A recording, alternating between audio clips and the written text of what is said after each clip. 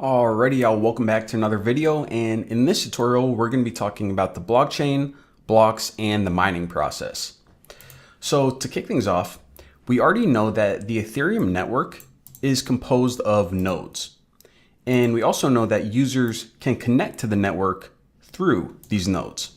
Now once connected, users can create transactions and send them to the network through these nodes.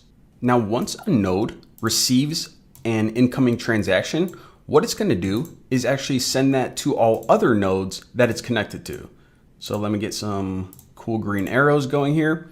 So say that this node right here received this transaction. What it would do is it would send it to this node, and this node.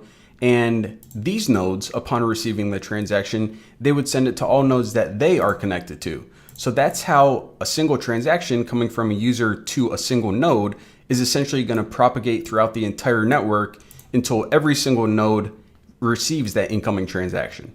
Now, as more and more people begin to send transactions into the network, each of these nodes, upon receiving these transactions, are going to start combining them into a potential block.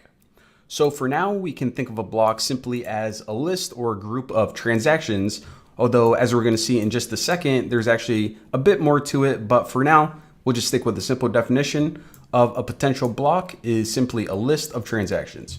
So either way, once a node has a block of transactions, what it can do then is begin validating and executing those transactions. And by validating, I mean ensuring that the data is properly formatted, that the user included enough fees, so on and so forth.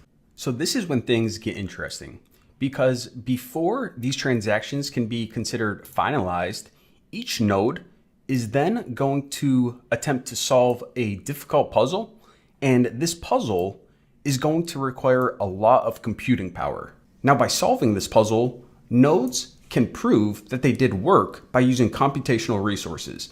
And by the way, even though you couldn't see, I had quotes around prove and work in that sense, and that's because this process of trying to solve this puzzle, this is called proof of work. So to produce a valid block, a node not only needs to validate a list of transactions, but also provide a correct solution to this difficult puzzle. Now, whenever a node is able to produce a valid block, then what it's going to do with that block, well, a couple different things. The first thing it's going to do is it's going to add it to its own blockchain. And we'll talk a little bit more about this blockchain in just a bit. But for now, just remember that it's going to take that valid block and it's going to add it to their own blockchain. And on top of that, they're also going to take that block and send it out to all other nodes that they are connected to. Now, these nodes, upon receiving this new block, they're first and foremost going to validate it to make sure that the results and everything else is good, the solution is correct, so on and so forth. And as long as everything looks good, then they are going to add it to their blockchains as well. So this process is what's known as mining. It's the process of generating a valid block to be added to the Ethereum blockchain. Now, the node who successfully mines a block is going to be rewarded in Ether. So in this case, it would be this node right here. So this is why in the Ethereum network, we have a lot of nodes always trying to find that next block, because if they can mine that first block, again, validate those transactions and solve the puzzle faster than all other nodes, then they're going to be rewarded with Ether. So now that we understand the basics of how these transactions are validated, how they're grouped into blocks, and how those blocks are propagated throughout the network, let's go ahead and take a closer look at one of these blockchains. Now, before we dive into the blockchain architecture, there are a couple things that I want to mention. The first is that the fields and the exact data that I'm going to be talking about as part of each block, it's not 100% technically correct. There are a lot of additional fields, mostly for security and validation purposes. Here, we're taking a look at a very high level overview, and also some of these things aren't technically correct. For example, there's not a field called solution in here. So again, this is more conceptual. Later on, if we need to, we'll take a look at the actual individual fields and break them down like we did for the transaction object earlier on, but just want to point that out. Now, that being said, let's go ahead and add two more fields to our block, and that is one block number. And I don't think I really need to dwell and explain this too much. you can kind of see that a block number is essentially, well, I don't even know how else to explain it other than block number. If you view these blocks as items in a list, it's really just their positioning starting at 0. So 0, 1, 2, next one would be 3, so on and so forth.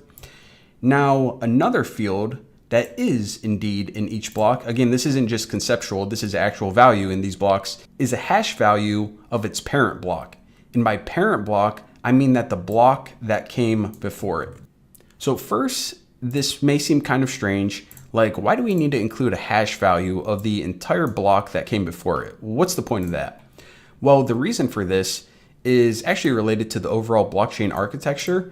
By hashing the previous block and including that hash value in the subsequent block, what this allows is for the entire blockchain to essentially maintain the order of which block came after each other. In other words, it's kind of like a big linked list. And by hashing it, you're essentially just maintaining the order of blocks in the blockchain.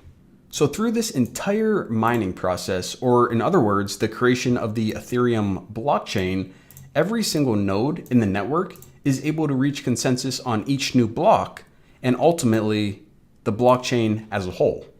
Now, a couple last things to point out. The first is that not all nodes in the Ethereum network are indeed miners. Miners are the nodes that are using their time and their computational resources to process transactions in an attempt to produce more blocks. However, there can be nodes, and in fact there are in the Ethereum network, that are interested in mining or finding more blocks. And an example of this is, let's say that we had a node that just wanted to listen for incoming transactions. Maybe they had some like API service and they were providing data to people. In that case, they really aren't interested in finding new blocks. They really just wanted to, gather data, be part of the network for those reasons. So that would be an example of an Ethereum node that wasn't a miner. In other words, they weren't trying to solve any puzzle. Now, the last thing I want to point out is that the Ethereum network, right now, it uses a proof of work consensus mechanism, and that is what we described right here by essentially solving this puzzle. Now, on that note, proof of work is actually being phased out of Ethereum in favor of something called proof of stake. And the reason for this, well, one of the primary reasons is that they want to decrease the amount of energy use, because this process right here, it actually requires a lot of energy. So Ethereum is transitioning over to a different consensus mechanism that will essentially get rid of this puzzle solving process and eliminate the need for proof of work. So for now, I think that puts us in a good position, have a pretty solid understanding of blocks, the blockchain architecture, and really the mining process, proof of work, so on and so forth. So for now, thank you for watching. Don't forget to subscribe, and I will see you in the next video.